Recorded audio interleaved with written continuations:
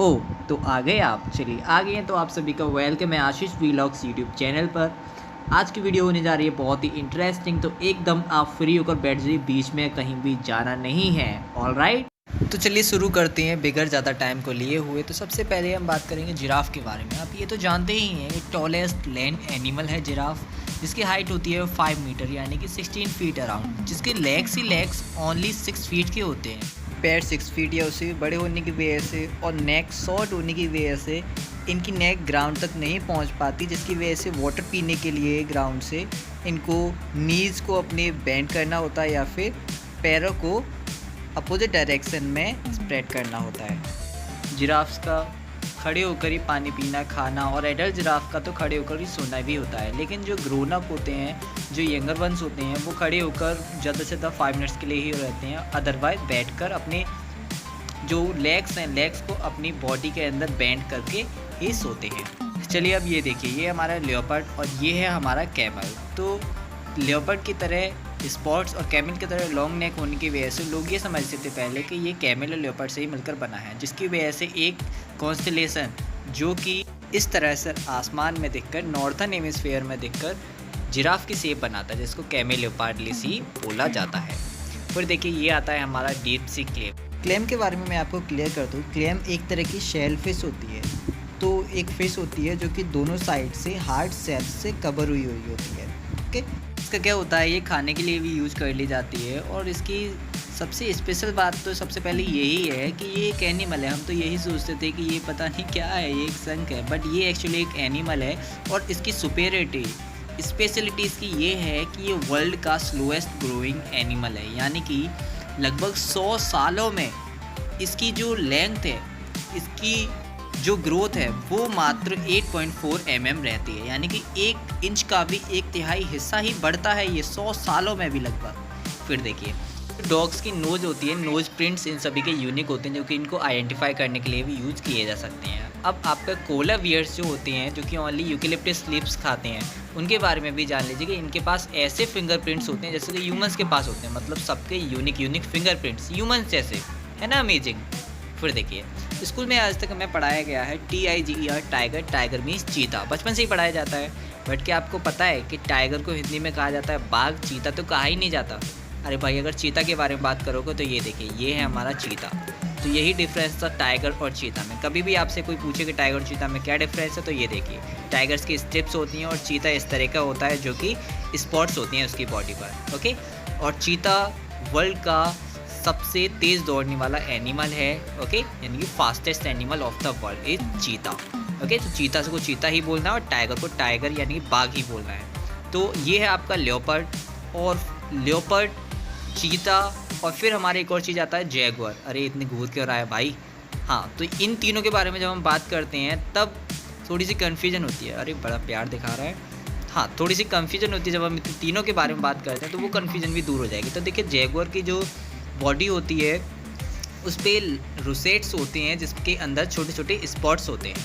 और जो लेपर्ड की बॉडी होती है उस पर जो रोसेट्स होते हैं, यानी कि गोल गोल सर्कल जैसे होते हैं, उसमें कोई भी स्पॉट्स नहीं होते। जो चीता होते हैं उस पर ओनली स्पॉट्स होती हैं, कोई रोसेट्स नहीं होता, उसका चौकोर नहीं होता उसका कुछ। तो ये क्या है, अब आप देखकर ही बता दोगे। इसकी बॉडी पर रोसेट्स हैं और इसके अंदर कोई भी हमारा स्पॉट नहीं है, तो आप इसको क्या बोलोगे? लेपर्ड। इसके बॉडी को देखिए, इसकी बॉडी में आपको रोसेट्स दिखेंगे और रोसेट्स के अंदर स्पॉट्स भी दिखाई देंगे, तो आप इसको क्या बोलोगे?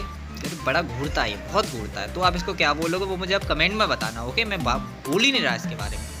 फिर आप कमेंट करके बताइए ये कौन है। और इसके बारे में मैं बता दूँ, 0 से 45 माइल्स पर आवर की स्पीड ये 2 से 3 सेकंड में ही पकड़ लेता है। ओके, फास्टेस्ट रनिंग एनिमल है वर्ल्ड का। ऑलराइट, तो नेक्स्ट देखिए हमारा है स्विफ्ट बर्ड। स्विफ्ट बर्ड पूरे वर्ल्ड की सबसे लंबी फ्लाइट लेने वाली बर्ड है, जिसके नाम की एक रिकॉर्ड भी है, जिसमें कि ये 10 मंथ्स तक बिगर ज़मीन पे लैंड किए हुए अनइंटरप्टेड फ्लाइट ले चुकी है। स्विफ्ट बर्ड के बारे में आप ये बात भी जान लीजिए कि ये उड़ते समय ही खा सकती है, पी सकती है और सो भी सकती है ना, एकदम अमेजिंग, एकदम अमेजिंग। फिर नेक्स्ट है आपका पेरेग्रिन फॉल्कन। पेरेग्रिन फॉल्कन एक आपका वो बर्ड है जो कि दुनिया की फास्टेस्ट बर्ड है, जिसकी जो स्पीड इसकी 390 किलोमीटर पर आवर, जो कि 242 माइल्स पर आवर के बराबर हो जाती है। की वजह से ये वर्ल्ड की सबसे फास्टेस्ट फ्लाइंग बर्ड बन जाती है, ओके, और फास्टेस्ट एनिमल भी। और इसकी स्पेशलिटी ये है कि इसकी जो फास्टेस्ट फ्लाइंग है वो डाइव के दौरान होती है, यानी कि ऊपर से नीचे हवा में आने के दौरान। तो डाइव हवा की होती है और एक होती है पानी की। तो आपको पता है जो पानी में लॉन्गेस्ट डाइव लेता है, डीपेस्ट डाइव लेता है, वो कौन है? तो जिस एनिमल ने डीपेस्ट डाइविंग का रिकॉर्ड अपने नाम किया हुआ है वो है क्यूबियर्स बीक्ड व्हेल, जिसकी जो डीपेस्ट डाइव है वो 9817 फीट की है, जो कि 2992 मीटर अराउंड है, ओके। आप इसमें इमेजिन कर सकते हो, इसमें जो इसको टाइम लगा वो 2 आवर्स और 17 मिनट्स का टाइम, मतलब इतने समय तक की dive. How long, how deep, it's just great. अब वेल की बात आ गई तो और ब्लू वेल का नाम ले हम, तो ये कैसे हो सकता है भाई? ब्लू वेल के बारे में आप इतना तो जानते ही हो कि वर्ल्ड का लार्जेस्ट एनिमल होता है ब्लू वेल। बट क्या आप ये जानते हो ब्लू वेल का जो लेंथ होती है वो 29.9 मीटर और जो वेट होता है 173 टन्स तक का हो सकता है। और कुछ मज़ेदार बातें बताऊं अगर मैं आपको, तो आप जान लीजिए कि इसकी जो टंग होती है, जीभ होती है, उसका साइज़ ही होता है एक एलिफेंट के बराबर। इसकी जीभ का साइज़ लगा लीजिए आप। और इसके हार्ट की बात करते हैं, यानी कि दिल की बात करते हैं, तो इसका दिल इतना बड़ा होता है जैसे कि एक कार की साइज़ हो। फिर इसके ब्लड वेजल्स की बात करते हैं, यानी कि धमनियाँ, नसों के बारे में बात करते हैं जिनसे ब्लड फ्लो होता है, तो उसका जो साइज़ होता है वो इतना वाइड होता है जिसमें इसके आप स्विम तक कर सकते हो, है ना। एकदम amazing facts about the whale. तो नेक्स्ट हम बात कर ले रहे हैं हमारे अफ्रीकन एलिफेंट के बारे में। अफ्रीकन एलिफेंट, इनको भी 2 कैटेगरीज में बांटा गया है, जिसमें कि एक बुश एलिफेंट्स और दूसरा फॉरेस्ट एलिफेंट्स है, ओके। और कॉन्टिनेंट वाइज बात करें तो हमारा 2 कैटेगरीज होती हैं, अफ्रीकन एलिफेंट्स और एशियन एलिफेंट्स, जिसमें कि African elephants, African bush elephant, African forest elephant की कैटेगरी में, और Asian elephants, Indian elephant, Borneo, pygmy elephant, Sri Lankan elephant, Sumatran elephants के नाम से अलग अलग बांटी गई हैं, ओके। और इनमें भी जो अफ्रीकन बुश एलिफेंट्स की कैटेगरी होती है वो अफ्रीकन फॉरेस्ट एलिफेंट्स के कंपैरिजन बड़ी होती है। इनके टस्क भी बड़े होते हैं, लगभग डबल से भी ज़्यादा वेट रखते हैं ये, ओके। इनके बारे में एक अमेजिंग बात ये है कि इनके जो ईयर्स हैं वो ईयर्स इनको बहुत ही अच्छी हियरिंग रेंज देती है, वो भी 4 किलोमीटर की। और अगर एटमॉस्फेयर बहुत अच्छा है, कंडीशन बहुत अच्छी है वेदर की, तो ऐसे में ये 10 किलोमीटर की हियरिंग रेंज भी रख सकते हैं। बहुत ही अमेजिंग बात, ओके। सो नेक्स्ट है आपका इंडियन क्रेट स्नेक, जो कि इंडिया का मोस्ट वेनोमस स्नेक है, यानी कि सबसे जहरीला स्नेक। अगर आप कोबरा को जानते हो तो ये कोबरा से भी जहरीला स्नेक है। नाम याद रखना, इंडियन क्रेट, जिसको कॉमन क्रेट भी बोला जाता है। फिर आती है बात वर्ल्ड के मोस्ट वेनोमस स्नेक के बारे में, तो वो है हमारा इनलैंड टाइपान। तो इनलैंड टाइपान, आप बैठने की स्टाइल देख रहे हो आप इसकी इनलैंड टाइपान की, तो इनलैंड टाइपान आपका वर्ल्ड का मोस्ट वेनोमस स्नेक है। आपको पता है कि ये इंडिया में पाया नहीं जाता है, नहीं तो इंडिया का भी मोस्ट वेनोमस स्नेक यही होता। अच्छी ही बात है, नहीं पाए जाते भाई साहब। बैठने की स्टाइल तो इतनी गजब है इनकी। चलिए कोई बात नहीं, छोड़िए। आपको पता है कि वर्ल्ड का लॉन्गेस्ट स्नेक कौन है?